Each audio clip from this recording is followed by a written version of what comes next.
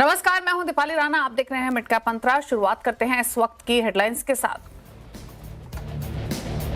रुपए में रिकवरी और क्रूड के सपोर्ट के बाद बाजार में कॉन्फिडेंस नहीं। ऊपरी स्तरों से करीब 150 पॉइंट फिसलकर 25,800 के नीचे निफ्टी।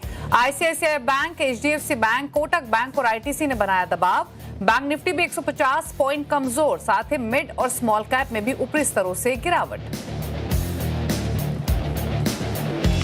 आज के बिग स्टॉक स्पॉटलाइट और चार्ट जीपीटी का जलवा। फंड जुटाने की खबर से श्रीराम फाइनेंस लाइफ हाइस पर पहुंचा। वहीं सिल्वर में रिकॉर्ड तेजी से हिंदुस्तान जिंक चमका। उधर स्पॉटलाइट सीजी पार मजबूत और चार्ट जीपीटी टाटा कंज्यूमर में भी रौनक।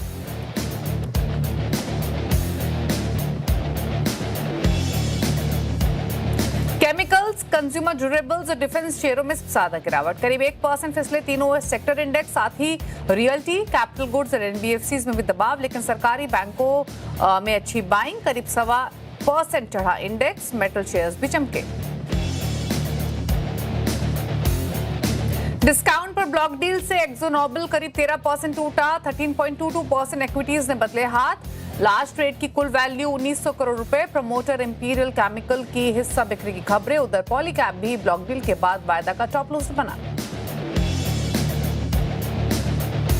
और मीशो में तूफानी तेजी जारी। ब्रोकरेज के बुलिश रिपोर्ट से शेयर में लगा 20% का अपर सर्किट। यूबीएस ने खरीदारी की राय के साथ 220 रुपए के दिए लक्ष्य। लिस्टिंग के एक हफ्ते में ही इशू प्राइस से डबल हो चुका है स्टॉक।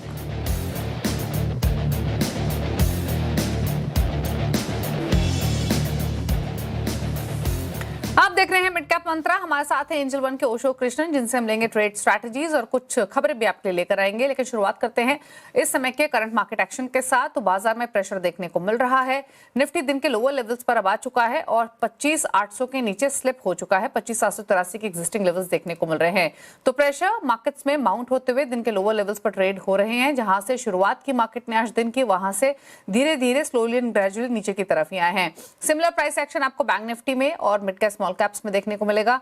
बैंक निफ्टी भी दिन के लोअर लेवल्स पर ही है। 180 अंक कोई कमजोरी देखने को मिल रही है। मिड कैप स्मॉल कैप भी ऊपरी स्तरों से दबाव में आए हैं। 290 अंक नीचे आ चुका है मिड कैप इंडेक्स। अब आधा % नीचे ट्रेड कर रहा है डेज लो पर।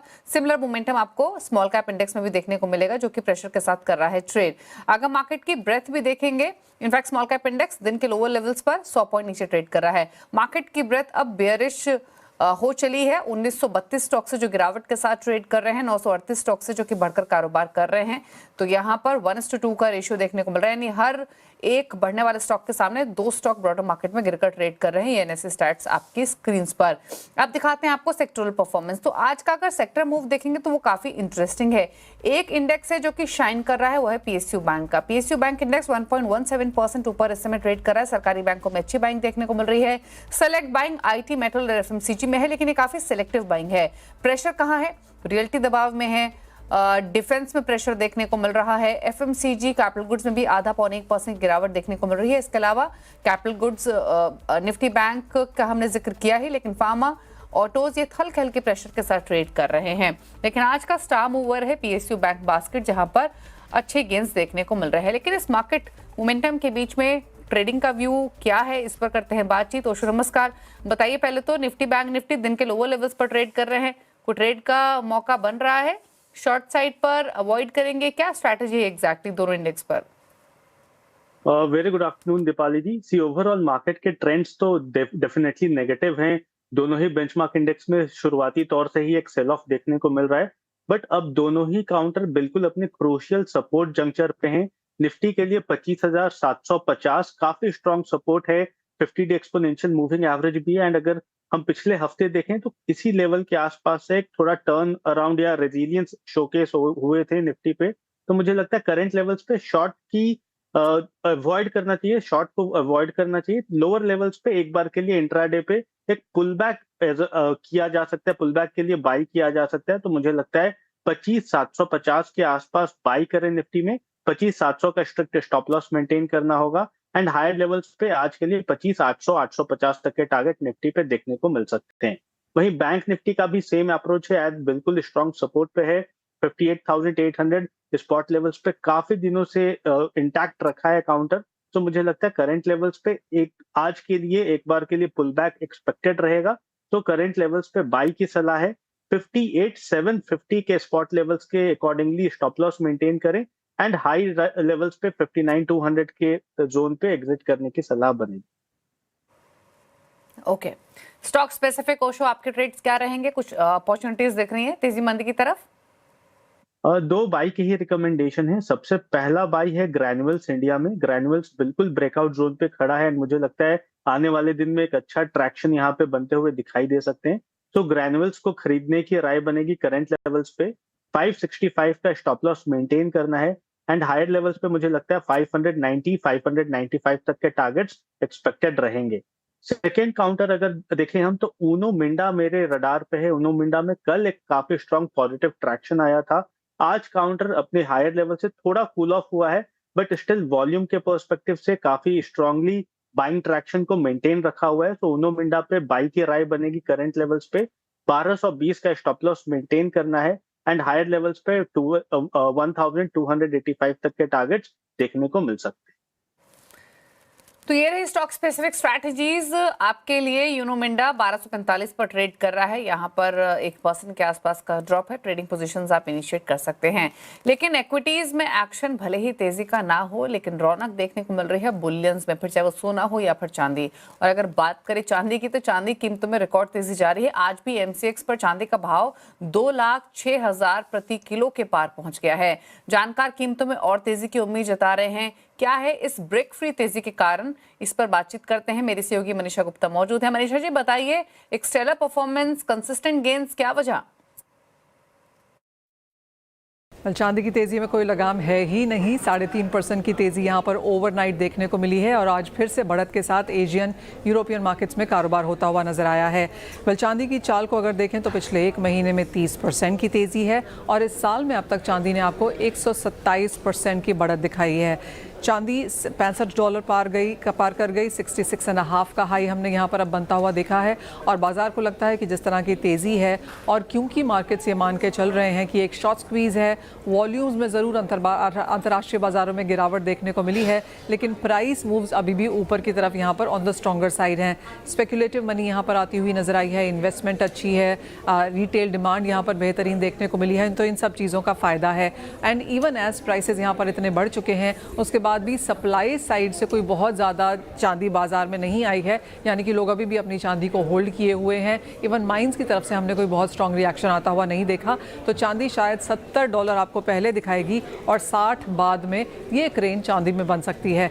इंटरेस्टिंगली भारतीय बाजारों की अगर बात करें तो यहाँ पर चांदी डिस्काउंट पे है। इतनी वॉलेटिलिटी और इतनी जिस तरह से चांदी के भाव ऊपर भागे हैं, चांदी के खरीदार यहाँ पर थोड़े से रुक गए हैं। इंडस्ट्रियल डिमांड अभी भी निकल के आ रही है, लेकिन जहाँ तक ज्वेलरी डिमांड है, इन्वेस्टमेंट बाइंग है, वो थोड़ी सी थमती हुई नजर आई है। और बाजार अब यहाँ से मॉनेटरी पॉलिसी मीटिंग्स का इंतजार करेंगे, जो कि bank of Japan, bank of England और यूरोपियन सेंट्रल बैंक की तरफ से आज और कल में आएगी। तो अगले क्यूज ये साल खत्म होने से पहले हम इन 3 मीटिंग्स में से आता हुआ देखेंगे।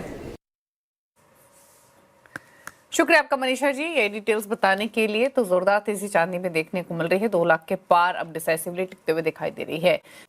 आप देख रहे हैं मिड कैप मंत्रा और अब बात करेंगे एक ऐसे स्टॉक की जिसकी बाजार की गिरावट में भी जलवा बरकरार है, वो है मीशो का। मीशो ने निवेशकों को मालामाल किया है, ब्रोकर्स भी शेयर पर बुलिश हैं। ज्यादा जानकारी के लिए बात करते हैं श्रेया ठाकुर से। श्रेया बताइए, मीशो की परफॉर्मेंस कैसी रही लिस्टिंग से लेकर अब तक, और ब्रोकरेज हाउसेस का स्पेशली क्या व्यू है? काफ़ी दमदार लिस्टिंग हुई थी, उसके बाद स्टॉक चला भी है। एक हफ्ते में पैसे डबल करके दिए हैं मीशो ने, और अब ब्रोकरेजेस की भी बात करें तो काफ़ी पॉजिटिव साउंड कर रहे हैं। एक हफ्ते में मीशो में दर्शकों का, निवेशकों का इनफैक्ट पैसा डबल हुआ है और आज देखिए 20% के अपर सर्किट पर ये कारोबार कर रहा है मीशो। कल भी शानदार तेजी थी इस पर्टिकुलर काउंटर में। आईपीओ प्राइस से कंपेयर करें तो 95% से ज़्यादा के रिटर्न्स अभी तक मिल गए हैं। 3 दिन में 31% से ज़्यादा के रिटर्न्स मीशो में मिले हैं। इनफैक्ट इसके मार्केट कैप की भी बात करें तो 98,000 करोड़ पर अब मीशो का मार्केट कैप पहुँच चुका है। तो दमदार रिटर्न्स अभी तक मीशो में मिल चुके हैं। अब ब्रोकरेजेस क्या मान के चल रहे हैं वो समझ लेते हैं। तो यूबीएस ने रिपोर्ट इनिशिएट की है मीशो पर और इन लेवल्स पर खरीदारी की राय रख रहे हैं। वो आप टारगेट प्राइस देखें तो 220 रुपये प्रति शेयर का टारगेट प्राइस रख दिया, यानी कि यहाँ से भी अगर आप देखें तो अब मात्र वहीं पर आसपास पहुँच गया है, क्योंकि जिस तरीके से आज ये दौड़ा 216 पर कर रहा है कारोबार, 220 के टारगेट, तो ऑलमोस्ट यूबीएस का जो टारगेट है वो अचीव होता हुआ नज़र आ रहा है आज के ही सेशन में। और क्या अच्छा लग रहा है वो समझ लेते हैं। तो इनका जो एसेट लाइट मॉडल है, बिजनेस मॉडल, ये अच्छा लग रहा है यूबीएस को। साथ ही नेगेटिव वर्किंग कैपिटल कह रहे हैं कि ये आगे चलकर और ये पॉजिटिव होगा और फ्री कैश फ्लो पॉजिटिव है। इसकी वजह से प्लेटफॉर्म पर टोटल सेल्स जो है वो कंपनी की काफ़ी अच्छी रही है और फिनेंशियल ईयर 25-30 में आप देखें तो 30% सालाना ग्रोथ से ये और बढ़ेगी। फिनेंशियल ईयर 30 तक का प्रॉफिटेबिलिटी आउटलुक काफ़ी पॉजिटिव नज़र आ रहा है। कंट्रीब्यूशन मार्जिन की बात करें तो 6.8% पर है। हर ऑर्डर पर प्लेटफॉर्म की कमाई बेहतर हो रही है। एडजस्टेड एबिटा मार्जिन 3.2%, ये भी अच्छा। अब आगे ग्रोथ कैसी रहेगी, तो यूबीएस ने कुछ आंकड़े रखे हैं सामने, आपके सामने पेश करती हूँ। अभी 19.9 करोड़ एक्टिव यूजर्स हैं, वो बढ़कर 51.8 करोड़ हो गए हैं। तो यहाँ पर बढ़ोतरी देखने को मिल रही है। ऑर्डर फ्रिक्वेंसी की बात करें तो लोग, दर्शक जो है बार बार ऑर्डर रिपीट कर रहे हैं। हर कस्टमर ज़्यादा से ज़्यादा बार बार ऑर्डर्स खरीद रहे हैं। तो 9.2 टाइम्स से बढ़कर ये 14.7 टाइम्स पर आ गई है। एओवी भी अच्छा है। तो ये तमाम चीज़ें हैं जो अभी फिलहाल मीशो को पसंदीदा स्टॉक बना रहे हैं। तो ब्रोकरेजेस भी बुलिश इस पर्टिकुलर काउंटर पर, रिटर्न्स भी आप देख रहे हैं। तो मीशो अभी प्रेफर्ड पिक में शामिल। शुक्रिया आपका श्रेया, ये डिटेल्स बताने के लिए। तो एक हफ्ते में पैसा डबल होते हुए दिखाई दिया है। हाउसेस का व्यू भी बुलिश है। क्यों बुलिश है, क्या फैक्टर्स है, वो आप देख रहे हैं मिड कैप मंत्र। अब यहाँ से रुक करते हैं हमारी खास सीरीज ये कहां फंस गए हम।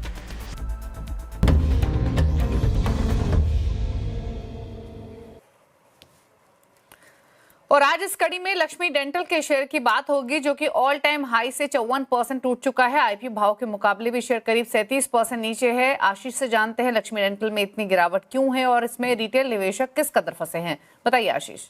देखिए, सबसे पहले कंपनी के कारोबार को समझते हैं। दरअसल इंटीग्रेटेड कंपनी है जो कि डेंटल प्रोडक्ट्स बनाती है, यानी डेंटल क्राउन्स होते हैं, अलाइनर्स होते हैं और B2B से ज़्यादा कंपनी की रेवेन्यू आती है। अब दरअसल इसमें सबसे बड़ा कारण ये है कि आईपीओ की जो वैल्यूएशन थी, इसी साल ये आईपीओ आया था और 114 गुना का सब्सक्रिप्शन देखने को मिला था, लेकिन वैल्यूएशन बहुत एक्सपेंसिव, 52 टाइम्स से ज़्यादा का पी पर इसको प्राइस किया गया था और ये ग्रोथ रेट सस्टेन नहीं कर पाया। इसके चलते लगातार गिरावट यहाँ पर आपको देखने को मिल रही है।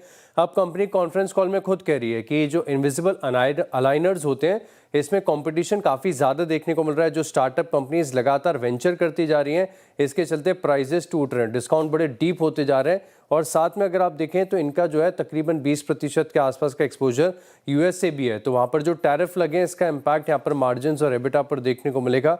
कंपनी ये भी बता रही है कि जो स्कैनर की सेल्स हैं ये थोड़ी सी बड़ी है और ये लो मार्जिन प्रोडक्ट है, इसका भी इम्पैक्ट यहाँ पर देखने को मिल रहा है। लेकिन अगर आप इसकी एबिटा की ग्रोथ देखें तो बड़ी इराटिक देखने को मिली है। खासतौर पर पिछले 3 क्वार्टर में एबिटा ग्रोथ के आंकड़े आपके सामने रखता हूँ, जहाँ पर आप देख सकते हैं कि क्वार्टर 2 में 26% की ग्रोथ थी, लेकिन क्वार्टर 1 में 15% घटा। क्वार्टर 4 में अगर आप देखें FY25 की बात कर रहा हूँ तो अगेन 18% की गिरावट देखने को मिली। तो प्रिडिक्टेबिलिटी थोड़ी सी कम है और शायद इसी के चलते अगर आप देखें तो जो DIs है इनका थोड़ा सा मुंह हट गया स्टॉक से। अब जहाँ पर क्वार्टर 1 में 14.3% की हिस्सेदारी थी, अब वो घटकर 11.85% होगी। लेकिन इसी सेम पीरियड पर देखें तो रिटेल निवेशकों की हिस्सेदारी बढ़ी है। अंडर परफॉर्मेंस के चलते अगर आप देखें तो स्टॉक में बड़ी गिरावट नजर आई। ओके, शुक्रिया आपका आशीष ये डिटेल्स बताने के लिए। तो लक्ष्मी डेंटल की कहानी कैसी रही आईपीओ से लेकर अब तक और किस तरीके से फंसे हैं इन्वेस्टर्स, ये तमाम डिटेल्स शेयर की गई। लेकिन चलिए आगे बढ़ेंगे और अब खिलाड़ी नंबर 1 का अपडेट लेकर आते हैं। इस हफ्ते आईडीबीआई कैपिटल के क्षितिजा सालवी, कोटक सिक्योरिटीज के अमूल उठावले और ग्लोब कैपिटल मार्केट के गौरव शर्मा के जो मुकाबला चल रहा है। रिटर्न की स्थिति आपके सामने, गौरव शर्मा का पोर्टफोलियो 4.5% के रिटर्न के साथ लीड करते हुए। रुकरेंसी के साथ एक ब्रेक के लिए, ब्रेक के उस पर आप देखें न्यूयॉर्क कंपनी, जहां हम बातचीत करेंगे एनएलसी इंडिया के चेयरमैन और MD प्रसन्ना कुमार एन से। एक ब्रेक के बाद नमस्कार।